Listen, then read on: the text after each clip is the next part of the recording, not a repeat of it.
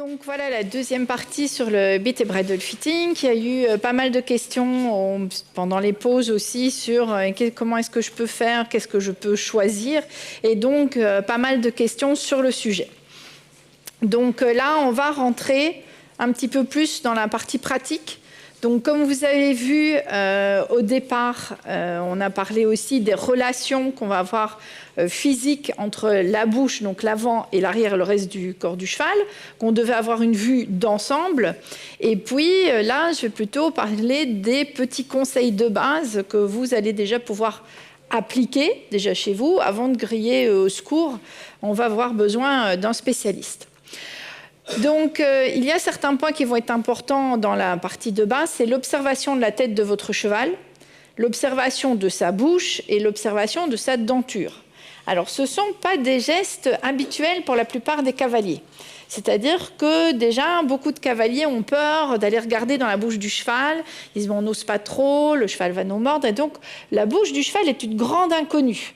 C'est ça aussi, déjà, même quand le dentiste vient, il y en a certains qui sont là, qui viennent assister, qui viennent regarder, parce que normalement, le dentiste, il est équipé d'un bon éclairage, donc on va éclairer toute la cavité buccale, et donc certains propriétaires sont là, oui, je veux voir, je veux savoir, et il y en a d'autres qui disent, oh là là, je suis un petit peu trop sensible, et du coup, ils n'osent pas trop se mêler de cette partie, on va dire, un petit peu intime du cheval. En extérieur, on a l'observation de la tête. Alors là, je vais dire, ça c'est vraiment abordable pour tout le monde.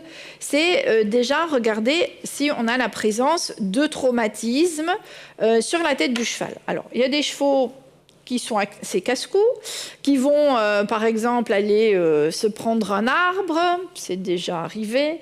En ayant en clinique vétérinaire où il s'était vraiment fait un trou dans le crâne, donc ça arrive.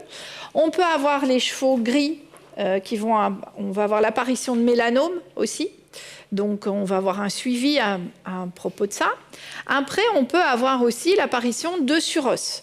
Les suros, vous avez vu, il y en a eu des photos sur la présentation précédente, principalement donc sur le chanfrein du cheval.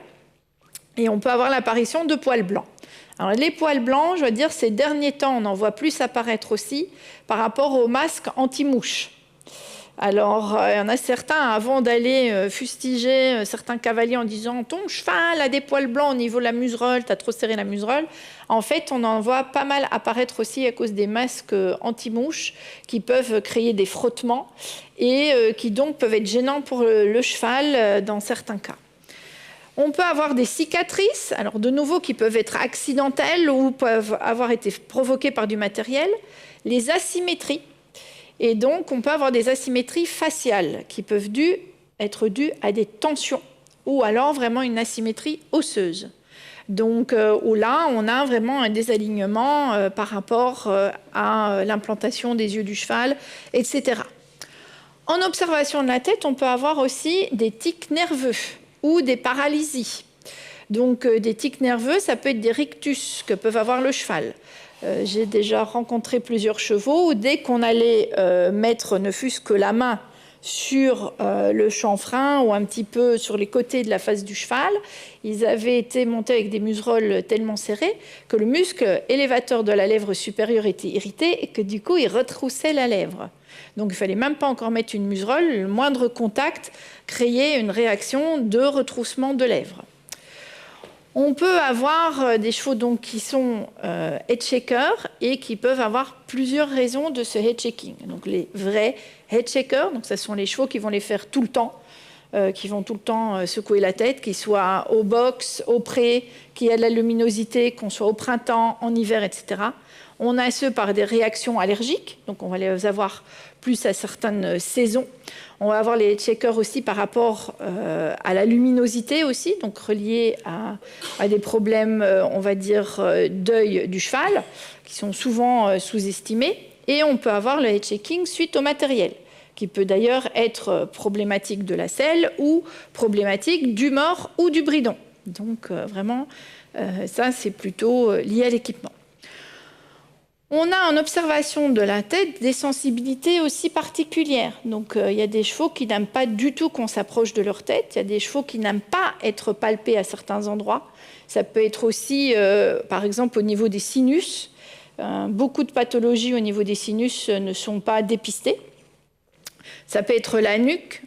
Souvent aussi, on me dit mais il n'aime pas trop qu'on touche à ses oreilles. Alors, quand on va toucher au niveau des oreilles, sauf s'ils ont des mycoses ou une otite, la plupart des chevaux disent « ça ne me gêne pas ». On va aller un peu plus bas au niveau de la nuque, et là, le cheval est très, très réactif, en fait. Donc, là aussi, c'est un signe qu'il y a quelque chose qui ne va pas. Un cheval, dans la nature, normalement, il n'a pas de problème au niveau de sa nuque. Donc, on doit aussi se poser des questions par rapport au matériel. Donc, on peut aller palper soi-même les zones de la tête de son cheval et on peut aussi aller palper le processus lingual. Alors là, ça se trouve au niveau de l'auge du cheval. Alors, c'est vraiment des palpations douces. On ne va pas implanter ses ongles dans la tête du cheval. Mais normalement, quand on va aller palper la tête de son cheval, et je peux dire on peut commencer par des caresses de la tête du cheval. Il y a des chevaux qui n'aiment pas du tout qu'on approche leur tête. D'autres chevaux, ils sont beaucoup plus rassurés. Normalement, on ne doit pas avoir de cheval qui se dit non, tu ne viens pas m'approcher là, non, tu ne viens pas me toucher. Normalement, ça doit être une expérience agréable.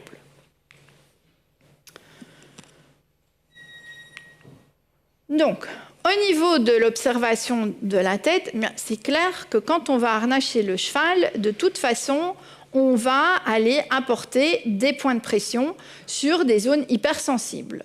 On a au niveau du crâne déjà tous les nerfs crâniens, donc c'est très innervé. La langue, on en a parlé ce matin avec l'appareil oïdien, donc les relations avec tout le reste du corps du cheval.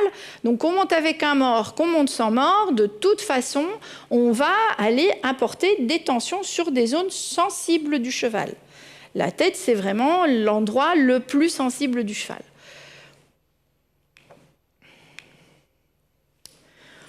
En observation de la tête, comme je vous ai dit, on va plutôt observer aussi les dissymétries. Comment est-ce qu'on peut faire déjà aussi, nous, en tant que cavalier propriétaire? On va se mettre face au cheval. Alors, vous ne prenez pas un coup de tête, mais on va se mettre face au cheval, avec le cheval aussi dans une position décontractée, c'est-à-dire pas la tête très haute ou très basse, et on va aller observer, est-ce que tout m'a l'air bien symétrique? Est-ce que je ne vois pas de tension au niveau de la tête de mon cheval? Est-ce que les muscles masticateurs sont bien symétriques?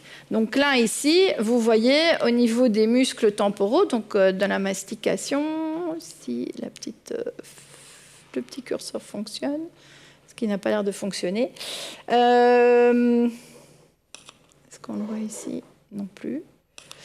On voit une dissymétrie au niveau des muscles temporaux. Donc là, vous voyez bien, du côté droit du cheval, c'est beaucoup plus développé. Et du côté gauche, le voilà qui apparaît, on a une atrophie musculaire. Donc qu'est-ce que ça va vous signaler à vous? Pourquoi est-ce que c'est important de le constater? Eh bien, ça veut dire que votre cheval, du côté où il est hypertrophié, il va beaucoup plus mastiquer de ce côté-là, mais il n'utilise pas l'autre côté. Là, il faut vous poser des questions. Est-ce que mon cheval a vu le dentiste dernièrement ou pas? Est-ce qu'il y avait un problème dentaire? Est-ce que mon cheval peut être coincé au niveau de l'articulation de la mâchoire? Est-ce qu'il a été vu par un ostéopathe? Est-ce qu'il a eu un accident? Est-ce qu'il a eu un problème? Est-ce que j'ai constaté ça il y a quelques mois ou est-ce que c'est apparu maintenant dernièrement? Pourquoi c'est important à observer? Parce que vous allez monter le cheval, généralement, et vous allez vous poser la question, bizarrement, il est très tendu du côté gauche. Il a une atrophie, ça veut dire qu'il a un blocage. Donc, votre cheval va être tendu. Alors, au lieu d'aller dire « mais c'est un mauvais cheval » ou « je vais essayer de solutionner là, ça, je vais lui mettre des enraînements et des choses comme ça », plutôt aller observer votre cheval et dire « oui, mais en fait, mon cheval, il a peut-être un problème physique. » Donc, on va d'abord aller regarder quel est le problème physique du cheval et on va essayer de solutionner ça. Donc, on va appeler les professionnels qu'il faut afin de remettre de l'équilibre là-dedans. Observation de la tête, c'est les photos que vous avez vues ce matin. Déjà, apparition de poils blancs. Le marquage aussi qu'on peut avoir quand on enlève son bridon. Donc là aussi, c'est clair que le cheval gris ici en dessous, la personne l'a acheté comme ça. Moi, j'en ai déjà eu avec fracture ouverte de l'os nasal. Les gens les avaient achetés comme ça. Donc, il ne faut pas accuser le cavalier non plus. Mais vous pensez bien que pour ces chevaux-là, ils sont hypersensibles, il va falloir adapter le matériel. Plus que pour un cheval qui a un chanfrein tout à fait normal. Donc, là aussi, de nouveau, observation de la tête du cheval. Alors, vous allez me dire, la personne ne l'a pas vu. Quand elle l'a acheté, si, ils l'ont vu, mais parfois, on n'a pas toujours conscience de ce que ça peut entraîner aussi comme problème par après. Ou alors, on en a conscience, mais vu le choix du matériel proposé, on va dire en sellerie ou sur les sites, on ne sait pas très bien qu'est-ce qui va être le plus confortable ou non pour son cheval. Les sensibilités. Alors, très important, comme je vous ai dit, on va aller être sensible aussi, par exemple, à toute réaction du cheval. Il est très sensible à certaines zones. On va pouvoir palper soi-même. Donc, essayez le petit exercice déjà. Allez palper au niveau des oreilles de votre cheval. D'abord, de toute façon, si vous allez masser les oreilles, c'est aussi des points de décontraction du cheval. Donc, généralement, ils aiment bien. Mais si vous allez sentir autour de la nuque, il y a des chevaux, comme je vous dis, qui ne vont pas aimer. Et ça peut être ne pas aimer d'un côté, ou de l'autre, ou des deux côtés. Donc, on peut avoir une tension d'un côté et pas du tout de l'autre côté. Et inversement. Donc, essayez-vous à cette palpation-là, déjà, parce que ça va pouvoir aussi vous donner des indications sur le physique du cheval.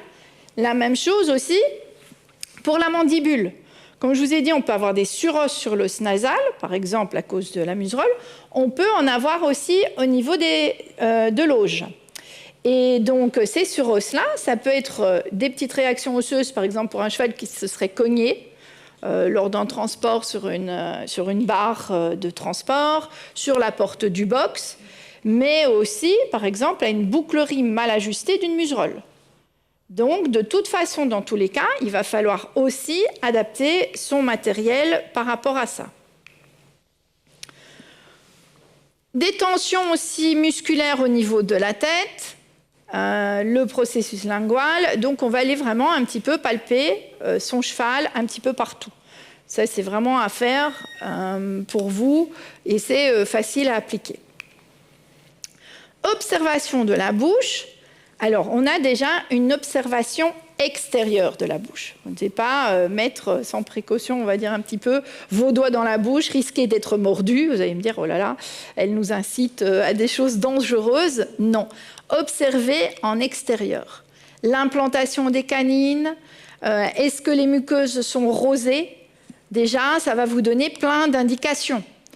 Votre cheval, il peut avoir des aftes. Tous les ans, moi, j'en vois avec des aftes de réactions allergiques à certaines plantes qui peuvent se trouver dans le foin, par exemple, ou quand ils vont à l'herbage sur certaines pâtures.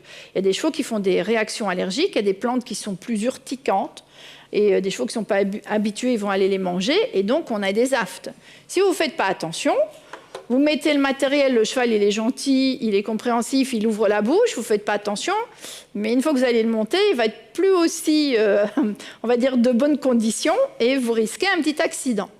Pareil, j'ai déjà eu des cas où le chevaux avait eu une fracture au niveau de la mandibule, au niveau du menton. Coup de pied reçu en pâture d'un copain, ce sont des choses qui arrivent. Là aussi, en extérieur, il n'y a rien de visible, c'est-à-dire qu'on n'a pas une plaie saignante ou des choses comme ça. De nouveau, cavalier, le cheval prend bien le mors tranquillement, et essaye de monter et se retrouve au bout de 2 minutes par terre à côté du cheval. Ça, c'est dans le meilleur cas. Mais ce sont des choses qui arrivent, et plus d'une fois. Donc, je dis, ce sont des accidents qui peuvent être évités. Donc, de nouveau, allez observer la bouche de votre cheval. Comment vous allez le voir? Déjà, certains qui reçoivent un coup de pied, par exemple, ils vont avoir des incisives qui vont être mobiles. Ça se voit, elles pendent un petit peu. On va voir des plaies dans la bouche. Et donc, là aussi, observez. C'est pour votre propre sécurité. Avant de monter, checkez la bouche de votre cheval. Des aftes, comme je vous dis, tous les ans, il y en a, et en hiver et en été, les chevaux qui font des réactions allergiques à certaines plantes. Au niveau de la commissure aussi, là, vous pouvez observer déjà en extérieur. Donc, vous ne devez même pas encore mettre vos doigts dans la bouche et aller sentir à l'intérieur est-ce que j'ai des plaies ou non, mais vraiment en extérieur déjà. Est-ce que j'ai des irritations ou pas? Ces irritations, elles peuvent varier aussi par rapport à l'été et l'hiver. L'été, il fait chaud, il y a de la salivation, on peut avoir les aliments, on a des chevaux qui vont faire des petites réactions au niveau de la commissure, par exemple, avec la transpiration et la salivation, plus l'effet du soleil. Il faut savoir aussi que la salive du cheval, chez certains chevaux, avec le pH, ça peut être très mordant. Et du coup, même nous, si on a de la salive du cheval sur notre peau, et puis on va se mettre au soleil, on peut avoir une petite sensation de brûlure. C'est ce que peut avoir le cheval aussi au niveau des commissures, par exemple. Donc ça, sont des petites choses à observer. Donc, présence de rougeur, de plaies, d'aftes sur les muqueuses, présence de périostite ou de suros. Alors là, déjà, il faut aller palper. Donc, ça, c'est pas donné à tout le monde. On va dire tous les cavaliers vont pas les mettre la main dans la bouche. Mais vous pouvez demander à votre vétérinaire, à votre dentiste, par exemple. Est-ce que vous avez vu quelque chose? Donc, au moment du soin dentaire, posez la question. Et il y en a certains qui n'osent pas le dire, qu'ils ont vu quelque chose dans la bouche du cheval. Il y a des dentistes, moi je travaille beaucoup avec des vétérinaires dentistes qui disent, qui m'envoient des clients en bitfitting parce que, en fait, ils ont vu des choses dans la bouche, ils osent le dire aux clients, ils osent le dire aux cavaliers, ils disent là il faut faire attention. C'est-à-dire qu'il faut changer le matériel, il faut l'adapter. Votre cheval, il n'est pas bien là comme il est. Et il faut absolument, vous aussi, faire peut-être la démarche inverse, poser la question à votre dentiste, qui ne vous le dit pas. La langue, donc l'espace entre les barres aussi, barre supérieure, barre inférieure. Quel espace est-ce que j'ai? Il y a des chevaux qui ont une grande bouche, il y a des chevaux qui ont une petite bouche, une bouche étroite. Il y a des chevaux qui ont une grosse langue, il y a des chevaux qui ont une langue fine. L'épaisseur de la langue peut varier aussi en fonction de l'alimentation du cheval. Ça aussi, c'est quelque chose à prendre en compte. En fonction de l'alimentation, on peut avoir la langue est un muscle, donc ça peut varier. Donc vous pouvez avoir un cheval qui avait une langue fine, et puis vous changez complètement l'alimentation, parce qu'il change peut-être d'établissement, il y a un autre management, ils reçoivent une autre alimentation, et du coup on peut avoir une langue beaucoup plus épaisse. Donc réduire l'espace dans la bouche du cheval. Donc ça, c'est aussi l'espace entre les barres. La langue sensible, cicatrice, on peut avoir des plaies. Les lèvres, c'est une des premières zones où vont apparaître les mélanomes pour les chevaux gris de nouveau. Donc là aussi, si vous ne les repérez pas tout de suite, parce que souvent ça se ressent comme des petits kystes, de nouveau demandez aux vétérinaires ou aux dentistes la même chose pour des cicatrices internes, etc. Le palais, est-ce qu'il est plat? Est-ce qu'il est creux? Est-ce qu'il est sensible? Alors là, vous allez me dire de nouveau, est-ce que j'ose mettre mes doigts dans la bouche ou non? Mais si on a un palais plat, ça se voit assez bien. Donc il y a certains chevaux aussi, déjà si on écarte un peu les lèvres, ils ouvrent la bouche. C'est à ce moment-là, je dirais, jetez un œil vite dans la bouche, regardez et vous allez déjà observer certaines choses. Donc au niveau des lèvres, on peut avoir des plaies en extérieur, on peut avoir des crevasses. Certaines plaies au niveau des lèvres ne sont pas toujours liées aux morts. Donc ce cas-ci, oui, c'est plutôt une brûlure, mais on a des chevaux des fois qui s'amusent, ils se font des piercings de la lèvre. Alors vous allez me dire comment ils font ça, mais il y a des chevaux qui s'amusent un peu avec les mousquetons, des couvertures, des attaches, etc. Et ils se retrouvent avec un piercing. Il y a des chevaux qui sont en troupeau qui vont se mordre, mais ça fait sourire certains. Ce qu'il y a surtout, c'est que ça fait une cicatrice. Et la cicatrice, elle est là, elle est présente. Et à certains moments, elle est parfois présente, ou alors vous avez acheté le cheval comme ça et il était avec des crevasses. J'ai des clients, ils avaient acheté un cheval, il avait en permanence des crevasses d'1,5 cm de profondeur des deux côtés. Donc il avait le sourire. Et donc il savait que c'était comme ça, donc il a fallu, vu la discipline, trouver un mort qui n'allait pas réirriter à ces endroits-là. Donc voilà. Et c'est la même chose aussi, comme je dis, pour les chevaux qui vont aller se faire des piercings et des blessures, vous avez du tissu cicatriciel qui peut être plus sensible. Donc, il va s'irriter aussi beaucoup plus vite. Conclusion, là aussi, il va falloir adapter le matériel. Sur la photo du cheval à droite, là, c'est vraiment la conformation du cheval. On a un cheval qui est plus charnu. Ça aussi, c'est un observable. Si vous voyez la différence, ce cheval-ci, il n'y a pas beaucoup de muqueuse.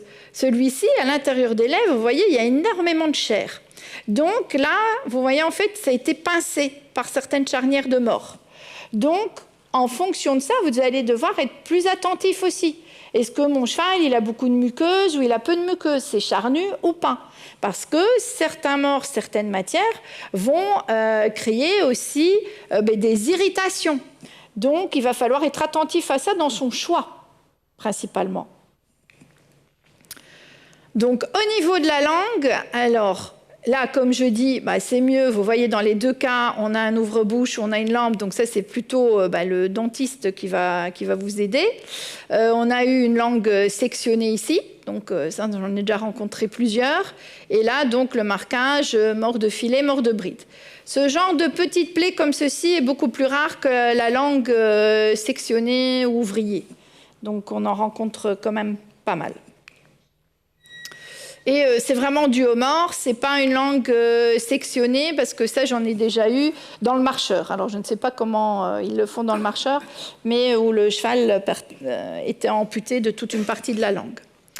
Donc, les lésions sur les barres, de nouveau aussi, les lésions sous la langue, un peu plus difficiles à observer.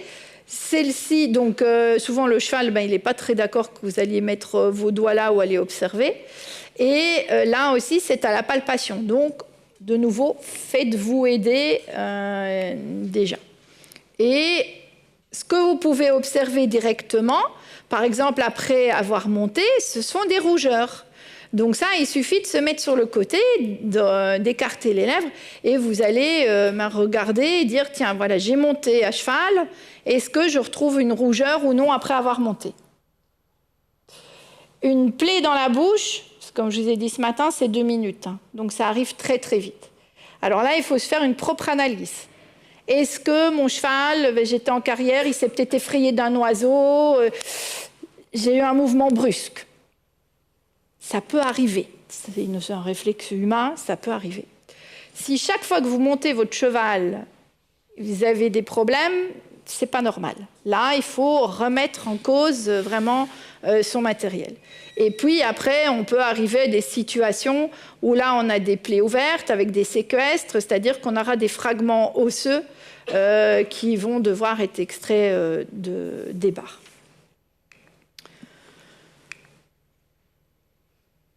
Donc, toujours observation de la bouche. On a des morts aussi qui vont créer des brûlures. Donc, comme ici, on a eu des brûlures sur la langue du cheval. Donc, quand on me demandait un petit peu, c'était les questions de ce matin, quelles morts vont faire ça? Là, ce genre de brûlure-là, c'est fait par des morts synthétiques, donc des morts droits synthétiques. Même si c'est recommandé comme plus doux, ça ne convient pas à tous les chevaux. Et ça peut créer des brûlures au niveau de la langue.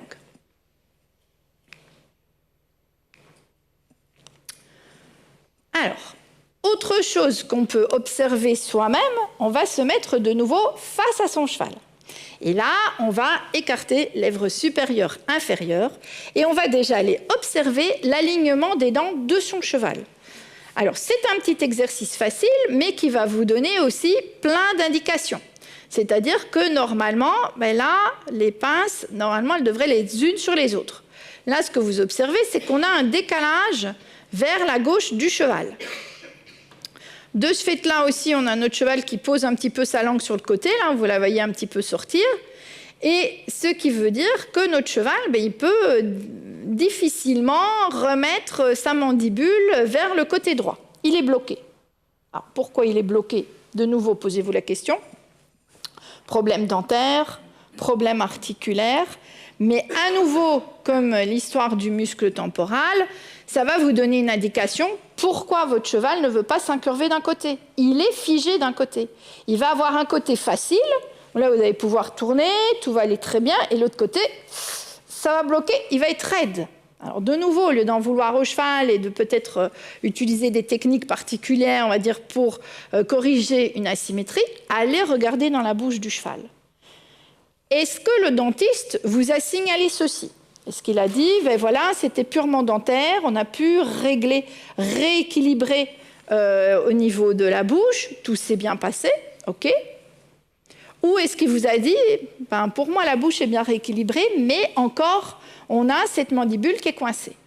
Donc là, il va falloir faire appel à un autre professionnel, essayer de trouver un petit peu la cause. On a des désalignements qui sont tout à fait liés à un problème d'asymétrie au niveau du bassin, le syndrome du high-low par exemple. On va retrouver ce genre aussi de désalignement. Alors, certains propriétaires sont au courant de cette problématique-là, et donc le savent aussi, que du coup on aura un côté plus facile, au moins pour le cheval quand on va le monter. D'autres découvrent ce genre de soucis. Ceci peut apparaître aussi au bout de quelques mois seulement. Donc ce n'est pas quelque chose qui est là depuis des années, parce qu'on peut avoir un blocage, le cheval peut s'être mal roulé, mal remis par exemple, c'est bloqué un petit peu le bassin et va découvrir ceci. Ou on a un problème dentaire, les dents qui ont poussé plus vite d'un côté, ou un petit souci douloureux dans la bouche, et donc on va avoir ce genre de développement, de désalignement. Au niveau des dents, c'est clair aussi, on en a déjà parlé, c'est qu'il faut absolument un suivi dentaire régulier, et même pour les chevaux qui sont montés sans mort, parce que c'est souvent une excuse, ben, je ne mets pas de mort, plus besoin de soins dentaires. Alors là déjà, c'est une grosse erreur. C'est absolument une priorité fonctionnelle pour le cheval d'avoir une bouche bien entretenue. Et là, justement, si on a l'apparition des surdents, si en plus de ça, on va les mettre même une enasure, la majorité des enasures ont une muserolle, ça va les appuyer en plus contre la joue du cheval. Cette joue contre les surdents, c'est très douloureux pour le cheval. Donc même en enasure, vous pouvez créer des plaies dans la bouche du cheval. Il n'y a pas spécialement besoin d'un mort. Au niveau des dents, et c'était une question qu'on m'avait posée aussi, la présence de dents de loup. Alors, les dents de loup, elles peuvent être présentes visibles. Alors, il y en a certains d'ailleurs, justement, nouveau, si vous écartez un peu le coin de la lèvre du cheval, vous allez voir des petites dents de loup très visibles. Et on peut avoir des dents de loup qui sont incluses, dites incluses, c'est-à-dire encore sous la gencive. Donc, elles n'ont pas percé. Et elles vont rester là, comme ça, toute la vie du cheval, sauf si on va les retirer. Comme vous voyez la position de ces dents de loup incluses, elles sont plus en avant que la dent de loup qui est la percée. Celle-ci, généralement, elle est bien beaucoup plus proche de la prémolaire. La dent de loup incluse, elle se situe un petit peu plus en avant. À ne pas confondre avec les canines, qui sont bien plus devant. Parce que souvent, on dit, oui, ben, tiens, c'est une jument, donc j'aurai pas de dents de loup, ça n'a rien à voir. Donc, les dents de loup, elles sont présentes chez le mâle, chez la femelle, toutes races confondues. Donc, voilà. Alors, ce n'est pas une tare, c'est une prémolaire vestigiale. Le souci, c'est que pour un cheval qui va être monté en mort, elles sont toujours gênantes. Alors, il y a certains courants de pensée qui sont en train de naviguer pour le moment en disant non, mais ce n'est pas nécessaire de les enlever, c'est présent naturellement chez le cheval, etc., etc. À partir du moment où vous mettez un mort, le cheval aura toujours une gêne.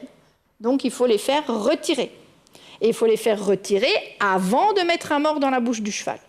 Alors, si vous dites, ben, c'est une poulinière qui vit au pré, alors jamais de mort de sa vie dans la bouche, ok, on n'a pas besoin de les lui retirer. Mais par contre, vous dites, c'est un cheval qui va être monté, même si vous prenez la décision de le monter sans mort, on ne sait jamais que vous partiez en congé ou que vous prêtiez votre cheval, vous le confiez à quelqu'un qui se décide de le monter avec un mort. Il faut absolument que ces dents de loup aient été retirées. Comme ça, vous n'avez plus de soucis. C'est fait, c'est enlevé. On n'y pense plus. Et le cheval, lui, il est tranquille. Pourquoi je dis ça ? Parce qu'en fait, on a énormément de chevaux qu'on retrouve avec des inflammations de ce qu'on appelle donc des bursites, des petites bursas, ce sont des petites poches d'air entre les premières cervicales, parce qu'ils se mettent en arrière du mort et force complètement au niveau de la nuque. Donc, c'est des chevaux qui sont mis complètement dans l'inconfort. Donc, des gros soucis, parce que ils sont... Et ça, c'est nouveau à l'exemple 3. Donc, c'est le cheval qui va vous faire tout le tour de l'hippodrome pour gagner le lingot d'or et qui va avoir une posture compensatoire. Il y en a beaucoup qui essayent de monter un cheval avec des dents de loup qui se font éjecter. Ça, c'est l'autre qui refuse, qui dit non mais Géraldine, elle est folle, moi je ne vais pas courir avec le caillou. Et ça, c'est le problème aussi des dents de loup. Alors ceux-là, généralement, on les repère tout de suite. Et là, on appelle au secours le dentiste, il y a un souci, ça ne va pas, etc. Bon, dents de loup. Les autres, on les découvre beaucoup plus tard. Et en attendant, ça a eu un gros impact sur le cheval.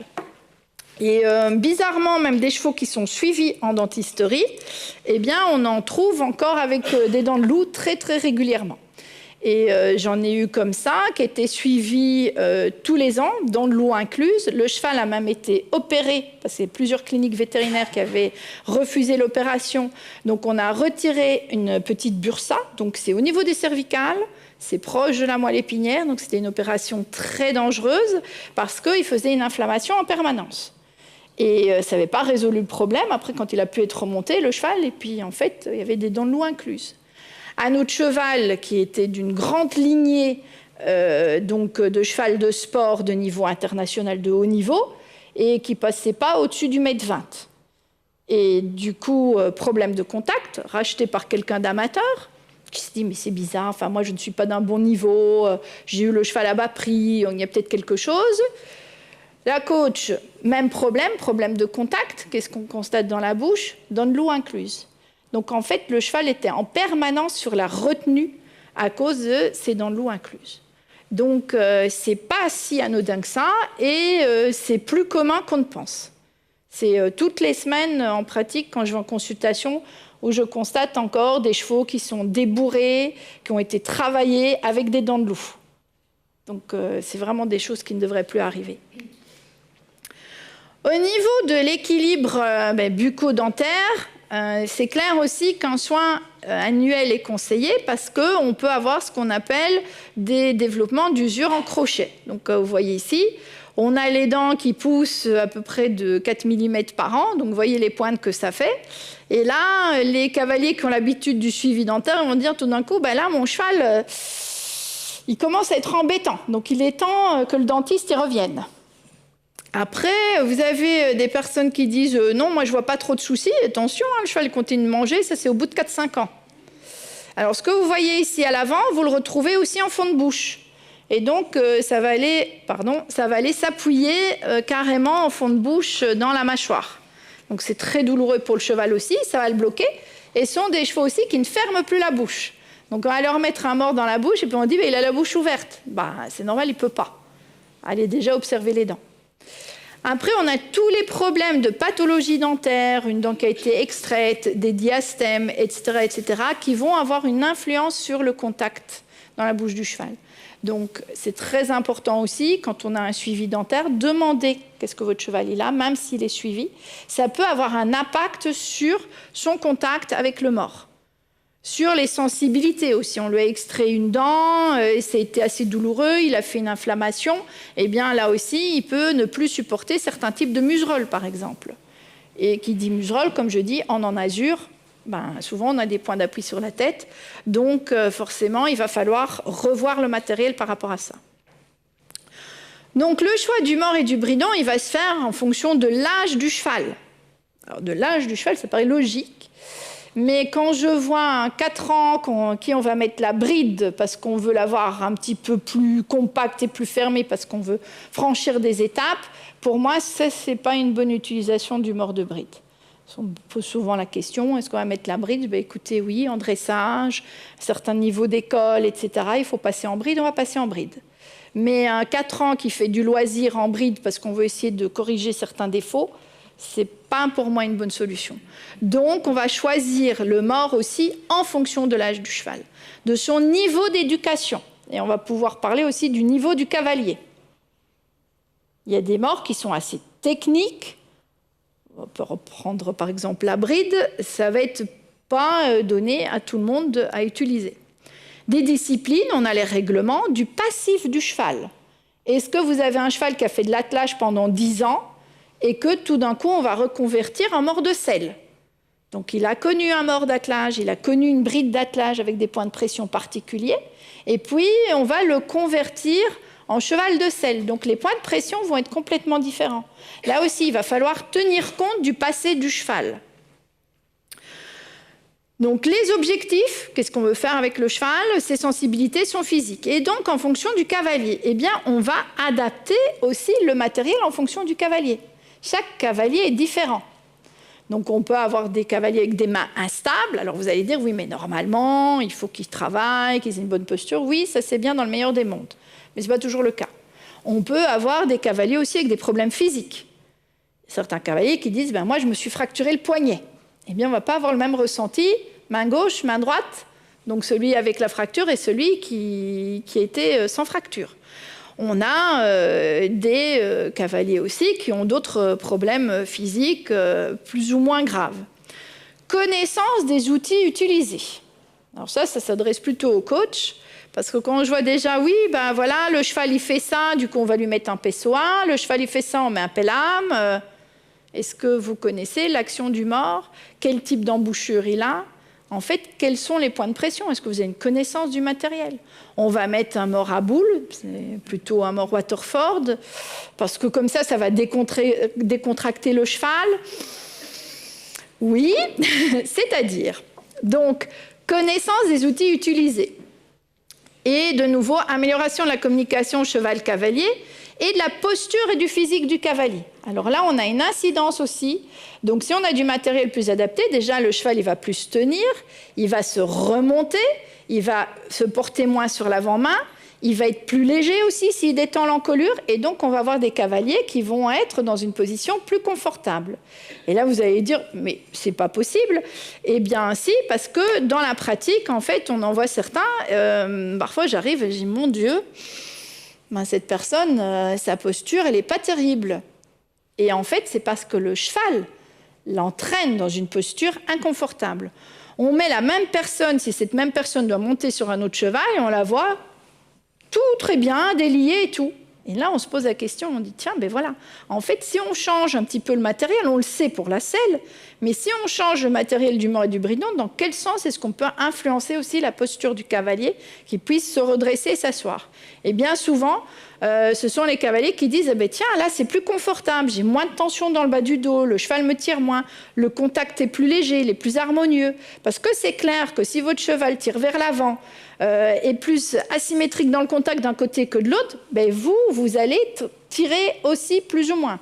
Si le cheval a des grosses tensions au niveau de l'encolure, et ça c'est surtout par rapport au bridon, il va figer l'encolure, et là, vous pouvez être un homme 100 kg bien musclé, vous allez ressentir cette même tension qu'une petite dame toute mince, c'est-à-dire que c'est un bloc de béton que vous avez dans les mains, et que c'est très désagréable. Donc, en fonction du cheval, on en parlait à table, eh bien, l'évolution aussi de l'élevage, chose très, très importante. On a beaucoup plus de croisements aussi. On a une évolution dans les races. Donc, on a des chevaux avec des têtes des fois très larges, mais un nez très court, très fin, des bouches plus fines aussi. Et donc, parfois, c'est un petit peu un casse-tête de trouver le matériel adapté. En fonction du cavalier, ben on l'a dit, on l'a détaillé. Et donc, on a une observation qu'on va faire du matériel. Est-ce que le mors que j'ai mis dans la bouche du cheval, il n'est pas trop long? Je l'ai expliqué ce matin, il faut se mettre en face, il faut regarder est-ce qu'il ne sort pas de trop de la bouche de mon cheval. Est-ce qu'il n'est pas trop gros? Bien souvent, on a un canon plus gros, plus épais, va mieux répartir la pression. Sauf qu'il y a gros et gros. Ça fait rire, mais il peut y avoir trop gros. C'est-à-dire que ça va écraser la langue, que votre cheval il est même plus capable de fermer sa bouche. Il faut savoir qu'à l'heure actuelle, la moyenne qui est utilisée d'épaisseur de mors est 14-16 mm. C'est une moyenne. C'est la recommandation de la FEI aussi, mais c'est une moyenne. On parle du cheval, hein, on ne parle pas d'un poney, mais donc c'est une moyenne. Le frontal, est-ce qu'il n'est pas trop petit ou trop large? Alors, trop petit, il va tirer la tétière vers l'avant. Trop large, il va empêcher le mouvement des oreilles. Il n'y a pas assez d'espace, il va empêcher le mouvement. Est-ce que les montants ne sont pas trop longs? Alors là, on va avoir toutes les boucleries qui vont se retrouver au niveau des articulations de la mâchoire du cheval. Donc ça crée énormément de pression, énormément de tension à cette zone-là, qui est en fait hypersensible et qui va aussi même voir gêner la locomotion du cheval. Est-ce que la muserolle n'est pas trop petite? Vous allez dire, la muserolle trop petite, ben, si elle est trop petite, on ne peut pas la fermer. Ben si, moi je parle de la partie au-dessus, c'est-à-dire la partie entre les montants de la muserolle. Combien de fois est-ce que je ne vois pas la muserolle, elle est trop petite, on a les montants qui arrivent dans les yeux du cheval. Donc déjà, au niveau de la visibilité du cheval, après on s'étonne, ils voient des fantômes, mais en fait, surtout avec certaines luminosités, ils peuvent avoir une ombre qui va aller se mettre dans leur œil, et en fait, c'est l'ombre du montant du mors ou de la muserolle qui va les gêner. Donc les réactions vont être différentes, des fois, entre les chevaux montés à l'intérieur ou à l'extérieur. Et pour ceux qui mettent un noseband, est-ce qu'il n'est pas trop long? Alors là, on voit des petits tournicotons qui sont faits, parce qu'au lieu de découper cette partie qui est généralement conçue en briderie beaucoup trop longue, on va faire ça, et ça va appuyer sur les naseaux. Donc pensez bien à un souvenir du masque en temps de Covid. Et si vous portez ça là, comme ça toute la journée, vous vous souvenez comment c'était agréable. Pour le cheval, c'est exactement la même chose. Donc, est-ce que le matériel est en bon état et bien entretenu? Ça, c'est déjà pour votre propre sécurité. Des fois, j'enlève des choses qui sont assez rigolotes. Et aussi pour le confort de votre cheval, important. Et donc, aussi, est-ce que le matériel est adapté en fonction du mors et du bridon? Ah ah! On peut avoir un cheval qui fonctionne très bien avec un mors et un bridon, et puis vous allez en sellerie, vous voyez un bridon magnifique. Les hommes, ils vont dire que ça concerne plutôt les femmes. Ce n'est pas toujours le cas. Hein. Et donc, vous dites, oh là là, moi je voudrais l'essayer, je vais le mettre sur mon cheval. Donc vous remettez le maman, vous l'ajustez correctement, vous mettez cet autre bridon. Et là, catastrophe, ça ne va plus du tout. Votre cheval, il n'est plus du tout pareil comme avant. Ce sont les points de pression du bridon qui ne sont pas le même que celui d'avant, qui changent toutes les données. Donc, on a un couple mors-bridon qui est très important. Il y a certains morts qui vont fonctionner très bien avec certains bridons pour un cheval, et inversement, ça peut être l'horreur. Mais on a ce mariage-là qui va se faire.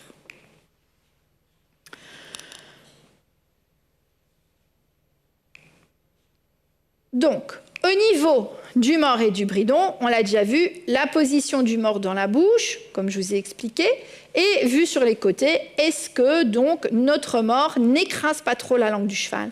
Est-ce qu'il ne va pas trop aller appuyer sur les barres supérieures, etc. Donc là, ça s'observe déjà en statique. C'est facile en fait, c'est facile à mettre en place. Pour le réglage de la hauteur du mors, oubliez aussi les deux petits plis à la commissure des lèvres. Je ne sais pas si vous apprenez ça aussi en Suisse, vous oubliez. D'abord, c'était une règle de base standard pour des chevaux standards. Comme vous avez vu, on a fait des croisements, des grands, des petits et tout ça.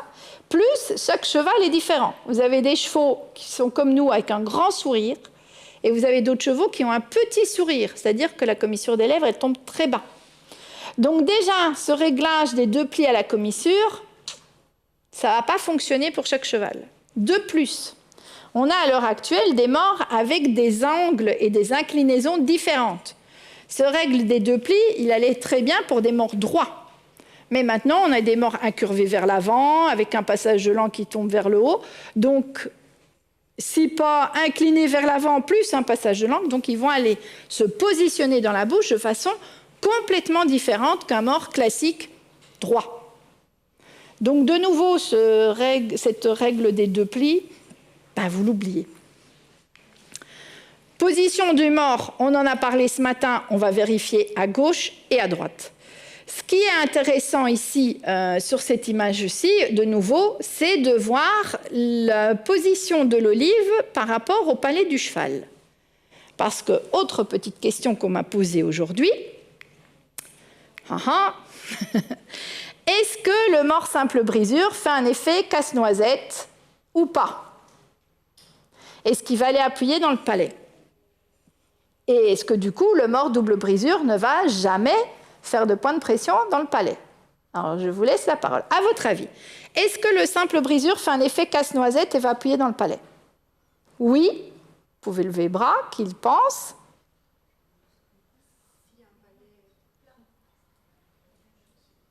Oui, ainsi. Oui. Qui dit non? Une personne. Et qui me dit ça dépend? Oui. Eh bien, ça dépend. Et ça va dépendre, en fait, est-ce que vous avez un mors simple brisure avec un passage de langue, il va déjà faire un petit pont, donc il va pouvoir appuyer dans le palais, surtout si on a un cheval qui a un palais plat, par exemple. Est-ce que vous avez un mors où au niveau de la jonction, ça va être assez épais ici, et par exemple c'est ce qu'on voit souvent sur les morts pour poney. Ils les réduisent en taille comme ceci, mais pas en épaisseur du canon au milieu. Et donc c'est trop épais. Et le petit poney, il a une petite bouche, ça va aller appuyer au niveau du palais. Donc en fait, dans certains cas, on peut avoir un point de pression dans le palais, mais on ne va pas avoir cet effet de casse-noisette. Parce que la position du mors dans la bouche, l'action des mains et la position du cavalier vont faire qu'on n'a pas spécialement cet effet casse-noisette, comme on a vu sur certaines vidéos. C'est la même chose en fait pour le mors double brisure. En fonction du type d'olive ici au milieu, ici c'est ce qu'on appelle le French link, celui-ci peut très bien faire des points de pression vers le palais.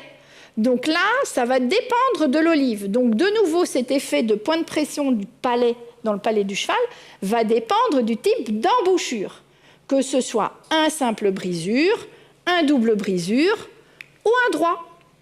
Parce que là aussi, dans les morts droits, eh bien, on va avoir ce qu'on appelle un petit pont, ici, qui n'est pas un passage de langue. Alors, bien souvent, ces morts sont vendus comme des passages de langue, mais ceux-ci ont une gouttière trop étroite. Vous ne pouvez pas mettre une langue de cheval là en dessous. Un mort avec un passage de langue, il a une incurvation, et vous pouvez mettre votre main en dessous. Ça, c'est un passage de langue. Et ces passages de langue, ils existent, comme je viens de vous dire, avec des morts simples brisures qui font un passage de langue, double brisure ou des morts droits. Ici, on a un petit pont, donc on va faire plutôt 2 points d'appui au niveau de la langue du cheval.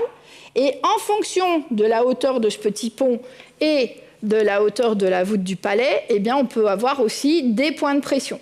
Donc vous voyez le mythe du simple brisure qui va faire des points de pression dans le palais.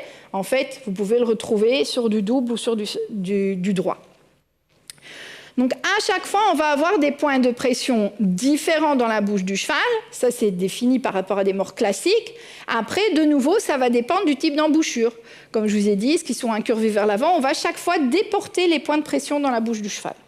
Donc, c'est plus complexe que ça. Quand on me demande qu'est-ce que vous choisissez, du simple, du double ou du droit, ben, je dis ça dépend. Alors, quand il faut enseigner le beat fitting, c'est compliqué parce que les élèves ils disent « mais comment est-ce que nous, on va le savoir ?» En fait, on ne sait pas.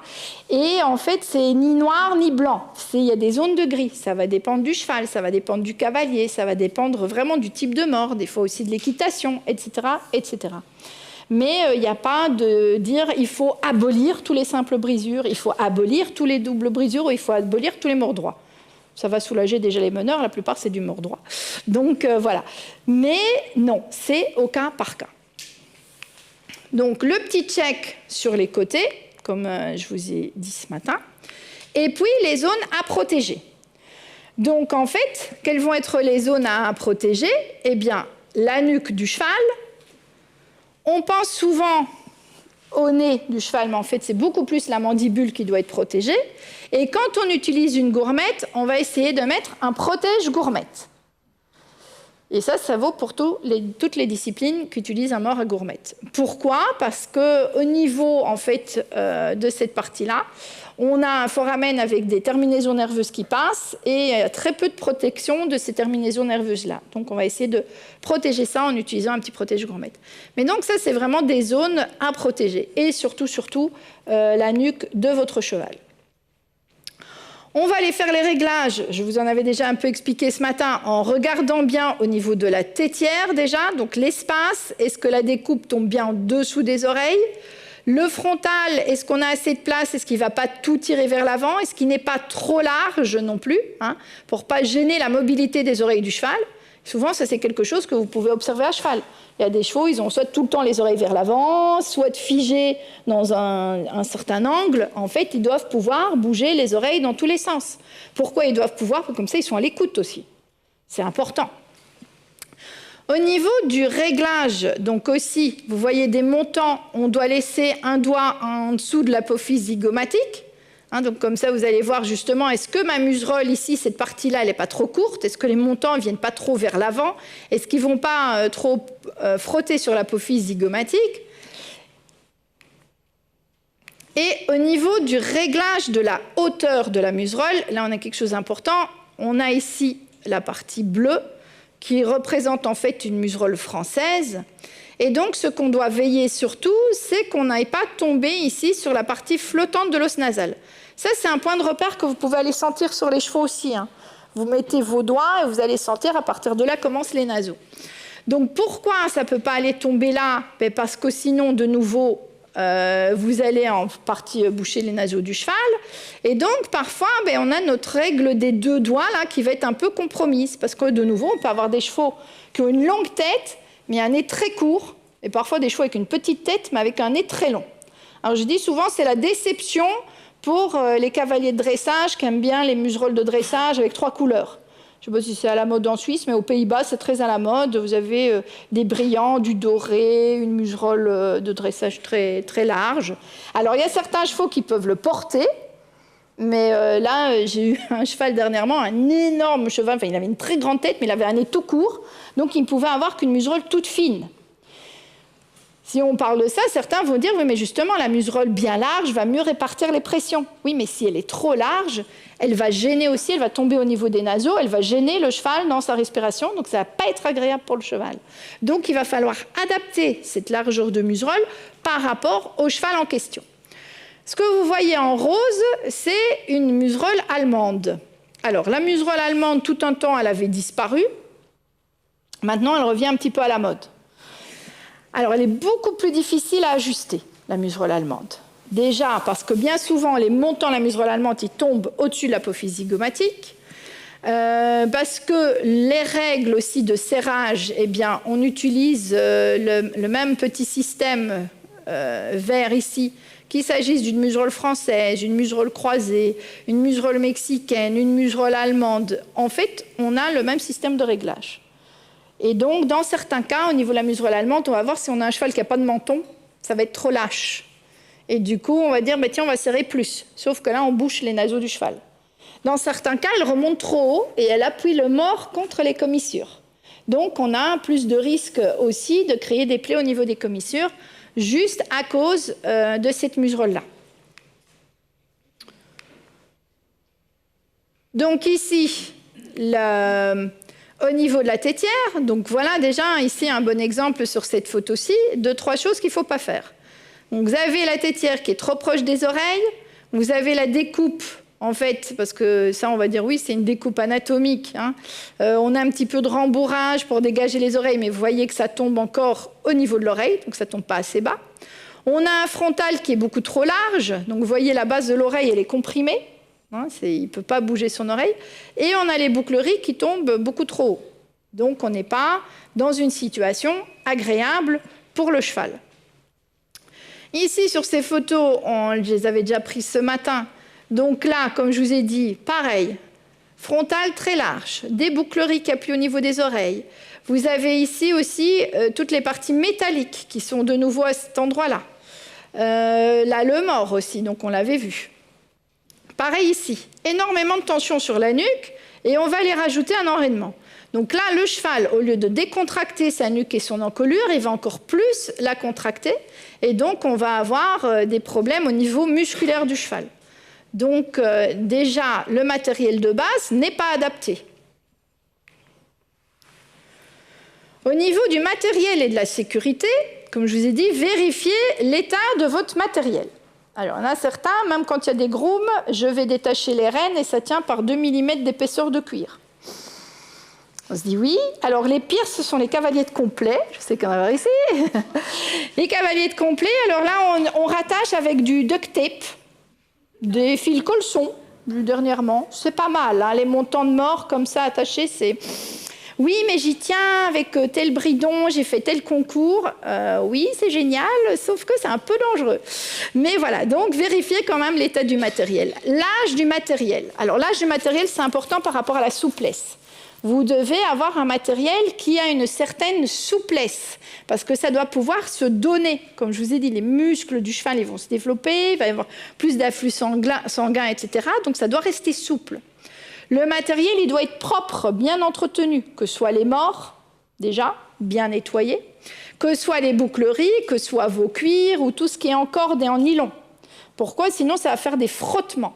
Et on a de plus en plus aussi des chevaux avec des réactions allergiques sur le visage, on va dire ça comme ça, avec des brûlures qui vont apparaître au niveau de la tête. Et paradoxalement, ce sont beaucoup des entiers qui sont castrés tardivement. On peut penser à une relation hormonale et qui donc en fait vont laisser apparaître des brûlures au niveau de la tête par rapport aux bridons, etc., qu'ils avaient avant la castration. Donc ce n'est pas parce qu'on a changé de produit ou des choses comme ça. Alors, entretien du matériel, constatation si le matériel est en bon état. Vous allez rire, mais ça, c'est des morts qui sortent de la bouche des chevaux. Hein. Ce n'est pas des choses qui sont en collection. Voilà. Donc, déjà, pour vous aussi, allez sentir passer le mors sur la main, sur votre main. Est-ce qu'il y a des aspérités? Est-ce que c'est encore confortable? Un mors, ça s'use, que ce soit en métal ou en synthétique. Ce n'est pas fait pour toute la vie. Les morts en métal, déjà, ils peuvent s'allonger au contact de la chaleur. Hein, c'est du métal, ça bouge, tout ce qui est à base de cuivre. Et donc, ils peuvent s'oxyder aussi. Donc là, il faut vraiment faire attention. Et du coup, ce sont des morts pour la poubelle. Il faut acheter du nouveau matériel. Voilà. Les nouveaux modèles, alors, donc il y en a certains qui ont été développés plus ou moins par rapport après des recherches scientifiques, avec des points d'appui différents sur la langue. On a des matières qui sont apparues comme le titane, donc on maîtrise beaucoup mieux les morts en titane maintenant, donc il y a beaucoup plus de nouveaux modèles, c'est plus léger aussi. Et les systèmes adaptables, c'est-à-dire il y a plusieurs marques qui proposent d'adapter les différentes tailles des parties du bridon. Donc on peut composer. Donc ça, c'est pas mal non plus. Au niveau de tout ce qui est sans mort, eh bien, on a les mêmes règles qui s'appliquent au niveau des réglages. Et au niveau des enasures, on a aussi des systèmes qui vont être plus gentils que d'autres. Alors, si on regarde sur ce système-ci de bitless haut, ben déjà, vous voyez, au niveau de la tétière, on n'est pas au point, au niveau du frontal, on n'est pas au point, et la muserolle est placée beaucoup trop bas. Mais décidément. Donc, c'est placé beaucoup trop bas. Donc là, de nouveau, vous allez peut-être faire un essai en bitless et votre cheval ne va pas y répondre correctement parce que les réglages ne sont pas corrects. Ce qui vaut pour point de pression pour un bridon normal, eh bien, on va les appliquer aussi par rapport au non-azur. Il y a des chevaux qui peuvent embarquer sur, donc réagir, l'histoire du caillou, sur des points de pression non-azur qui ne leur plaisent pas. Donc, ce n'est pas que par rapport aux morts. Au niveau des side pools, ben là, on peut aller des choses très très douces, si tout est rembourré en cuir, jusqu'à la chaîne de vélo plus ou moins camouflée. Donc, on peut avoir des side pools aussi qui ne sont pas spécialement gentils. Et les bosales, alors on en vend en commerce, mais normalement, à la base, c'est fait sur mesure. Donc, quand on va en Amérique latine, en Amérique du Sud, où ils sont plus utilisés, le bosal, il est fait à la main sur mesure pour le cheval. Or, nous, on va en acheter un qui ne va peut-être pas correspondre au cheval qu'on a. Et donc, ce sont des systèmes très, très forts. Au niveau du licol basique, mais là aussi, on a des choses à signaler. Regardez de nouveau ici, ça peut tomber trop bas. Alors là, on va avoir des fois des chevaux qui ne vont pas du tout être bien maniables. Vous voulez les amener du box au pré et ils vont être difficiles juste parce que, en fait, la partie muserolle ne tombe pas bien. Surveillez aussi ces licols-là. Est-ce qu'ils ne sont pas encrassés parce que ça va faire des frottements? Est-ce que je peux détacher mon cheval facilement? Ça paraît bizarre, mais quand je parlais de sécurité, ça vaut aussi pour le bête licol. Alors là, en tant que dentiste, quand vous demandez qu'on mette le licol et qu'on détache les pièces pour le rallonger, pour mettre l'ouvre-bouche, oulala que c'est compliqué. Il n'y a quasi pas moyen. Ça veut dire que si votre cheval il reste accroché quelque part avec le licol, ça peut être même dans la salle de pansage, vous devez le détacher en urgence, et bien bonne chance. Donc pensez aussi à la sécurité. Par rapport au licol en corde, eh bien là, on a plusieurs choses à dire. Pour ceux qui l'utilisent, en fait, on a les petits points de pression des nœuds qui sont situés au niveau des foramen infraorbitaires et on a l'action de la corde qui va faire des points d'appui, en fait, de tension sur le ligament nucal et sur la moelle épinière. C'est ce qui fait, en fait, que le cheval va céder à la pression. Donc, ce licol-là, il doit être utilisé déjà qu'avec connaissance des choses.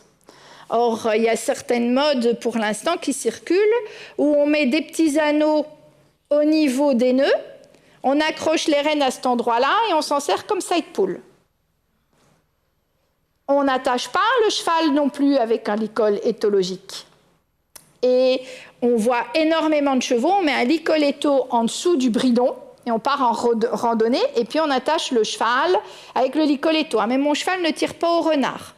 Sauf qu'il est bien souvent, il n'est pas tout seul, il y a une bande de copains, il suffit qu'il y en ait un qui fasse le zinzin et qui tire, et tout le monde tire, et votre cheval tire aussi au renard. Donc, il y a des dommages assez importants. J'en ai déjà rencontré des chevaux avec une déchirure partielle de l'insertion du ligament nucal. Ça rend un cheval ataxique. Donc, il y a des solutions. Déjà, rassurez-vous.